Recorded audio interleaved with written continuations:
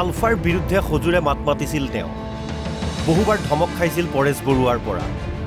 টিভিৰ টক শ্ব'ত দেখা গৈছিল সঘনাই বিভিন্ন বিষয়ত মাত মাতি লাভ কৰিছিল চৰ্চা কিন্তু এতিয়া স্বনিৰ্বাসন ললে তেওঁ এই যেটো দেখিছে আপোনালোকে প্ৰজেক্ট এই কামটো কৰাৰ খাতিৰত ইয়াৰ কামৰ তাগিদাত গুৱাহাটী এৰিছো 5 বছৰ মই গুৱাহাটীত আমাৰ গোটেই ব্যৱসায়ৰ সংস্থাপন আছিল সব কাম এৰি যোৱা 5 বছৰ ইয়াত নিৰ্বাসন লোৱাৰ দৰে ইয়াতে আছো এও হয়তো আপুনি চিনি পাইছে এও বিটু তালুকদাৰ আসাম পাব্লিক ওয়াৰ্কস নামৰ সংগঠনটোৰ জন্মলগ্নৰে পৰা বহু বছৰ সচিবৰ দায়িত্ব পালন কৰি সন্ত্ৰাসবাদ আৰু বিভিন্ন সমস্যাৰ বিৰুদ্ধে সজোৰে মাত মাতি ৰাজ্যজুৰি লাভ কৰিছিল চৰ্চা সঘনাই সংবাদমেল দিয়া টিভিৰ টক শ্ব'ত বহা বিটু তালুকদাৰক বিগত বহু বছৰ ধৰি ৰাজহুৱা অনুষ্ঠানত দেখা পোৱা নাই আসলতে তেওঁ এইবোৰৰ পৰা আঁতৰি সম্পূৰ্ণৰূপে নিজকে নিয়োগ কৰিছে কৃষি কৰ্মত নলবাৰীৰ বৰভাগৰ ৰাইটকুছিৰ বিটুৰ নেতৃত্বত গঢ়ি উঠিছে এখন কৃষি তথা ঔদ্যোগিক পাম বিটি এগ্ৰো নামৰ ফাৰ্মখন আছে প্ৰায় 200 বিঘা মাটিজুৰি য'ত শাক-পাচলি উৎপাদন কৰাৰ লগতে মীন পালন কৰা হয় লগতে আছে ব্ৰইলাৰৰ বিশাল ফাৰ্ম কৃষি ক্ষেত্ৰত কিয় জড়িত হ'ল বিটু মনলৈ কেনেকৈ আহিল এই পৰিকল্পনাৰ কথা আমি এই খাদ্যৰ ব্যৱসায়ৰ লগত 18 বছৰ কাম কৰিছো কেটাৰিংৰ ব্যৱসায় আছিল তো হেতুৰ পৰা এটোৰ আৰম্ভণি যেতিয়া আমি বজাৰত যেটো কেঁচা সামগ্ৰী লব যাওঁ তেতিয়া চাও যে যেটো ধৰণৰ আমি উন্নত মানদণ্ডৰ সামগ্ৰী বিচাৰো যেনে ধৰক সাৰ পানী নিদিয়া এটা ধুনীয়া সতেজ বস্তু বিচাৰো তেতিয়া বজাৰত সহজে পোৱাত আমাৰ কষ্ট হয় তো তেনেকে 18 বছৰ কেটাৰিং কৰি যিবিলাক অভিজ্ঞতা পালো তাৰ পৰা চিন্তা কৰিছিলো যে আমি নিজাকে কিবা এটা কৰিম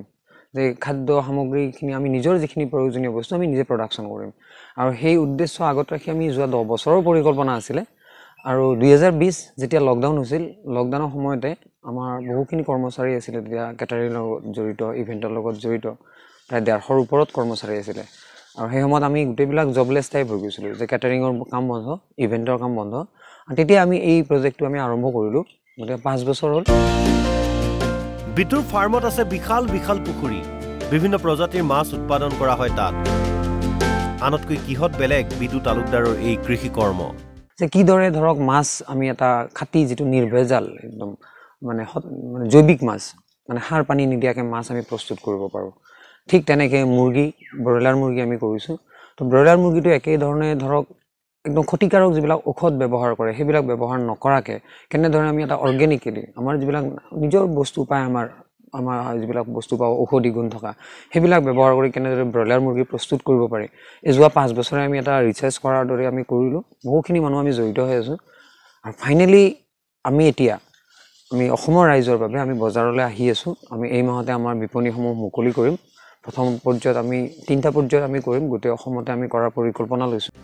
কেইটামান বিশেষ লক্ষ্য উদ্দেশ্য লৈ কৃষি ক্ষেত্ৰত নিজকে সমৰ্পিত কৰিছে বিটু তালুকদাৰে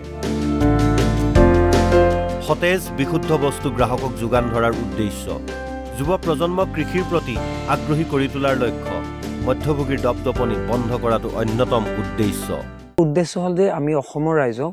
সতেজ বস্তু বিশুদ্ধ বস্তু আৰু খুব এটা ৰিজনেবল প্ৰাইস উন্নত প্ৰাইসত আমি ৰাইজক দিব পাৰিম ৰাইজে যাতে নিজে সেই বস্তুখিনি ডাইৰেক্ট পায় তো সেই সূত্ৰলৈ আমি গোটেই কামখিনি কৰিছো গতি আৰু ইয়াতে এটা আমাৰ স্বাৰ্থ জড়িত আছে অসমৰ যিখিনি যুৱক আছে আজি কৃষি কৰ্মৰ প্ৰতি বহুত আগ্ৰহী নহয় কাৰণ এইটোৱে যে আমাৰ নিজৰ হাতত বজাৰ নাই আমি যেতিয়া খেতি কাম কৰি পেলাই আমি যেটো প্ৰডাকচন আমি বজাৰত বিক্ৰী কৰিব যেতিয়া যাম তেতিয়া আমি উপযুক্ত আমি দাম নাপাওঁ মধ্যভোগীয়ে গোটেই বস্তুখিনি খাই থৈ দিয়ে মানে সেই বজাৰৰ ইমবেলেন্স যেটো হেতু আমি দূৰ কৰিবলৈ গৈ আছো আৰু অসমৰ নিবনুৱাক আমি এটা উৎসাহিত কৰিবলৈ লৈছো এসময়ত পৰেশ বৰুৱাৰ সৈতে বাক্যবাণেৰে যুক্তিযুদ্ধ হৈছিল বিটু তালুকদাৰৰ মতান্তৰ থাকিলেও পৰেশ বৰুৱালৈ বিশেষ অনুৰোধ আহক একেলগে জাতিক আগবঢ়াই নিও পৰেশ বৰুৱা ডাঙৰীয়াক আমাৰ অনুৰোধ এতিয়া অনুৰোধ কৰিছো যে আহক একেলগে আমি জাতিটো আগবঢ়াই নিও সমাজখন আগবঢ়াও ৰাজ্যখন আমি যদি আৰ্থিকভাৱে যদি স্বাধীন হওঁ শিক্ষাৰ পৰা যদি আমি স্বাধীন হ'ব পাৰো আমি নিজে এটা স্বাধীন জাতি হিচাপে আমি নিজক প্ৰতিষ্ঠা কৰিব পাৰিম সমস্যাৰ বিৰুদ্ধে মাত মাতি চৰ্চালৈ অহা বিটু তালুকদাৰ এতিয়া ব্যস্ত সমস্যাৰ সৈতে যুঁজ দিয়াত পিছে এইবাৰ কথাৰে নহয় সমস্যাৰ বিৰুদ্ধে যুঁজ দিছে হাতে কামে বিটুৰ এই কাৰ্য নিখন্দেহে আদৰণীয় আৰু অনুকৰণীয় নলবাৰীৰ ঘগ্ৰাপাৰৰ পৰা অনুপ কলিতাৰ ৰিপোৰ্ট NB নিউজ